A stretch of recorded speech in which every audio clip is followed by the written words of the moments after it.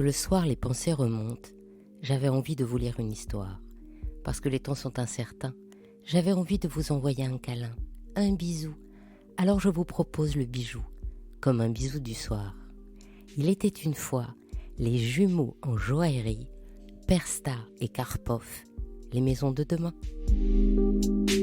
Les maisons de joaillerie d'aujourd'hui, comme dans d'autres secteurs d'ailleurs, ont commencé leur aventure avec une personnalité et surtout une famille qui complète l'œuvre et apporte d'autres développements en termes de vision créative comme en rayonnement.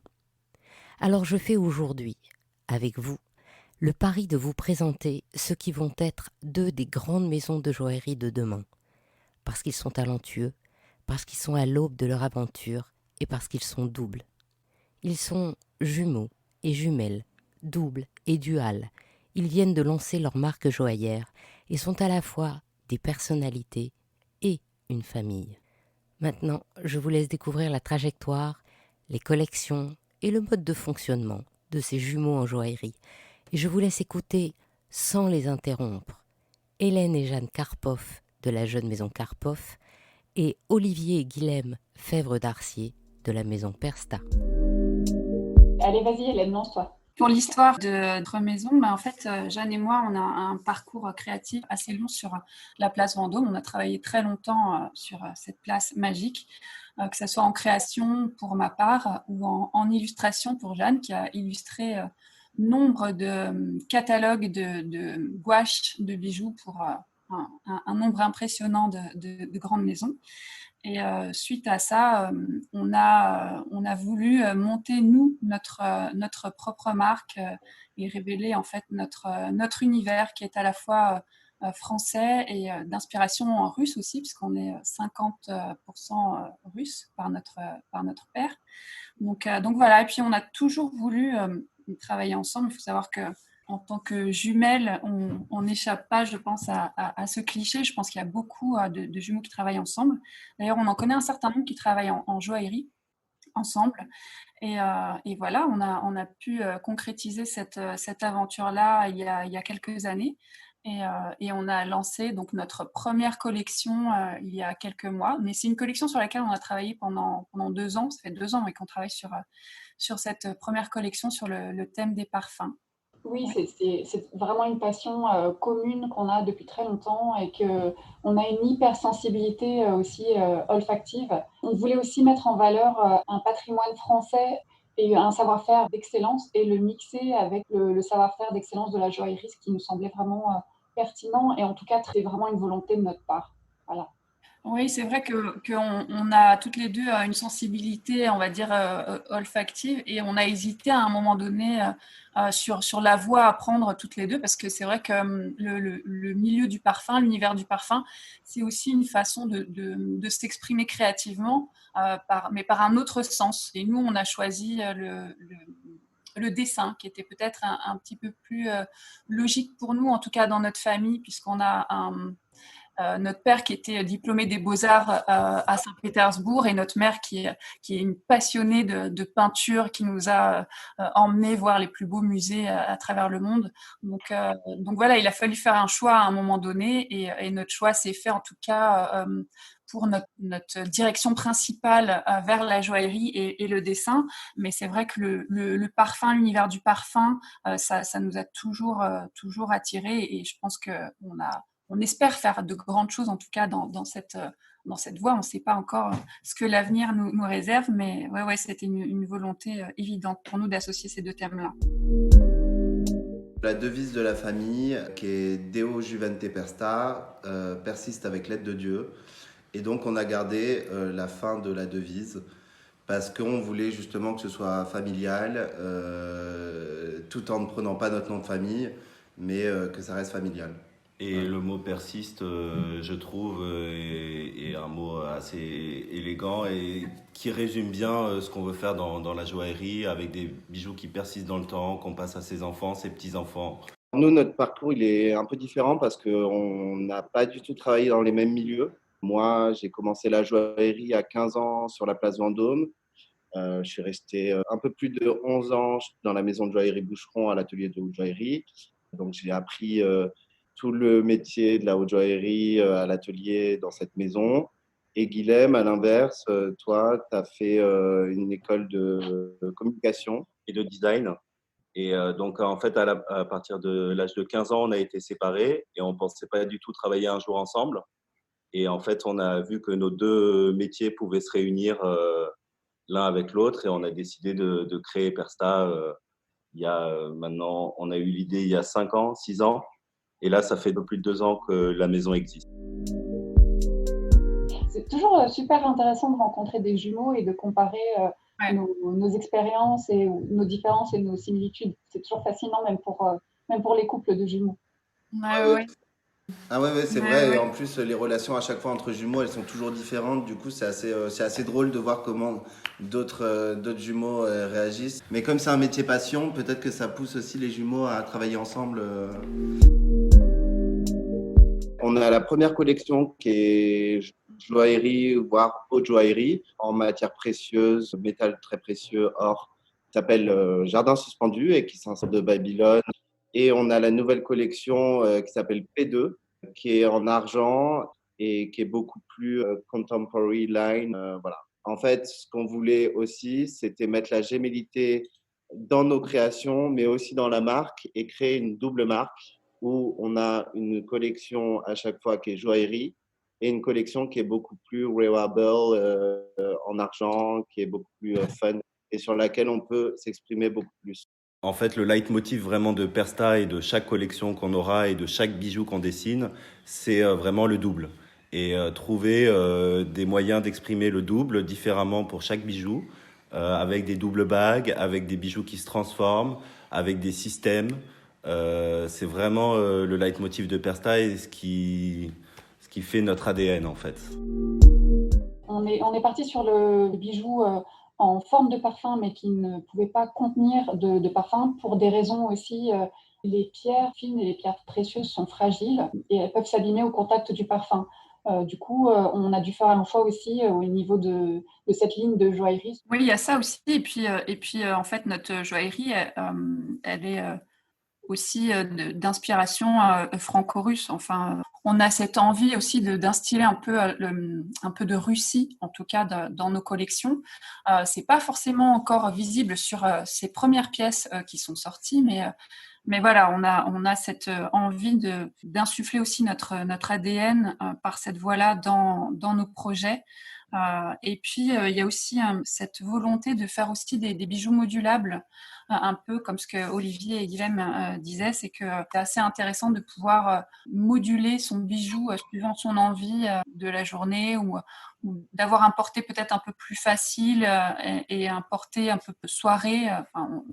On a développé donc quelques bijoux qui vont dans ce sens-là. Enfin, on a souhaité inscrire ce côté russe dans l'ADN de la marque en faisant écrire un conte russe qui déroule justement l'histoire de cette collection sur le thème du parfum. C'était très important pour nous, qui est 50% de Russie et 50% de France. Dans la marque, il y a plein de petits détails comme ça qui font référence à mes années de haute joaillerie, des choses très subtiles qu'on peut ne pas voir au premier abord, mais qui rendent le bijou vraiment exceptionnel une fois qu'on nous appartient, parce que la personne qui le porte le voit, le sait, et en fait, c'est plein de petits clins d'œil de finition extrêmement poussée. Et c'est aussi mon envie et mon expérience dans la haute joaillerie qui m'a donné envie de pousser les bijoux à un autre stade, en fait. Vraiment, comme tout est réalisé à la main dans mon atelier par moi-même, je mets vraiment un point d'honneur à ce que tous les codes de la haute joaillerie soient respectés. Et du coup, je m'efforce de faire des bijoux le plus parfaitement possible, comme j'ai appris dans la grande maison dans laquelle j'ai travaillé. Toutes nos collections, les bijoux sont portables par tout le monde. C'est complètement mixte. On n'a pas du tout de sexe, de préférence de sexe. Enfin, pour la collection Persta, on a eu plus de clients de femmes, mais il y a aussi des hommes qui nous ont acheté des pierres. En plus, on a aussi nos anneaux Apkalou qu'on peut stacker les uns avec les autres, qui est complètement unisexe et du coup portable par les hommes occidentaux. En Europe, c'est quand même plus compliqué de porter des pierres que pour un homme en Asie. Mais en tout cas, nous, on ne veut vraiment pas faire de différence. Et c'est pour ça que la plupart de nos shootings, il y a autant de femmes que d'hommes. Parce qu'on ne veut vraiment pas limiter notre joaillerie à un sexe. C'est vrai que c'est notre toute première collection et tout ce qui était évident pour nous, on l'a mis dans notre marque et effectivement, on est toutes les deux des femmes, on est féminines et on se sentait plus à l'aise de s'adresser à des femmes qui ont déjà une certaine connaissance du bijou, qui savent ce que c'est que la qualité de la place Vendôme, qui souhaitent acheter un bijou qui est fabriqué en France avec les plus belles matières. C'est pour ça qu'on utilise aussi du diamant qui est d'une très très belle qualité, parfois même de qualité un petit peu supérieure à ce qui se fait sur la place Vendôme. Et oui, pour nous, c'est une femme élégante et qui est connaisseuse. C'est une femme qui est effectivement qui est exigeante, qui effectivement a ce goût du travail bien fait et de la qualité, puisque nous, c'est vraiment ce qu'on a voulu aussi retranscrire dans notre collection et dans notre marque. Le fait qu'on traite chaque pièce avec le plus haut niveau d'exigence, comme on l'a appris évidemment sur la place Vendôme. Voilà, on a mis aussi un point d'honneur à bien choisir nos ateliers qui sont français. C'est la même chose pour le choix de nos pierres, c'est-à-dire provenance, elle est tracée. On choisit des matières qui sont exceptionnelles aussi. Pour l'or, on choisit de l'or qui est tracé et recyclé. On a ce souci de perfection et d'excellence dans tout ce qu'on fait, et on sait que la cliente Karpov, elle a besoin de connaître la provenance des matières. Voilà, c'est une connaisseuse en fait en joaillerie. Effectivement, nous on pense qu'elle a déjà les pièces iconiques de la place Vendôme. Elle a aussi envie de nouvelles choses. Et c'est une femme qui a envie de découvrir aussi de nouvelles marques. Moi, j'aurais jamais pu lancer Persta sans Guilhem. C'est sûr ou alors je me serais pas vu travailler avec quelqu'un d'autre que Guilhem. C'est vrai que, comme tu disais, on est complémentaires à fond. On sait exactement ce que l'autre pense. Dans les moments difficiles, on peut avoir des moments de down et l'autre nous remonte. Enfin voilà, c'est vraiment un échange et c'est clair qu'avec un jumeau, c'est beaucoup plus facile, je pense. Et puis, c'est vrai que c'est une équipe absolument incroyable. Enfin, je veux dire, on se connaît tellement bien, on se connaît à 100%. Enfin, ça a été en tout cas avec Jeanne un vrai plaisir de monter notre marque et de travailler ensemble, parce que c'est vrai qu'il y a des moments où c'est assez difficile. Enfin, on ne se le cache pas, hein. C'est un travail colossal. Et quand on a des périodes un peu de down, eh ben on est content d'avoir quelqu'un qui sait nous remonter et voilà, et nous tirer vers le haut. Franchement, c'est la meilleure team qui soit. Alors je vais commencer. Moi, j'ai mon bijou fétiche. En réalité, c'est le premier bijou de joaillerie que je me suis dessiné et que je me suis fait fabriquer.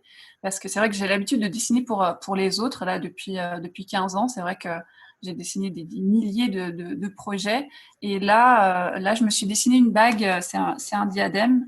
C'est une bague en diamant.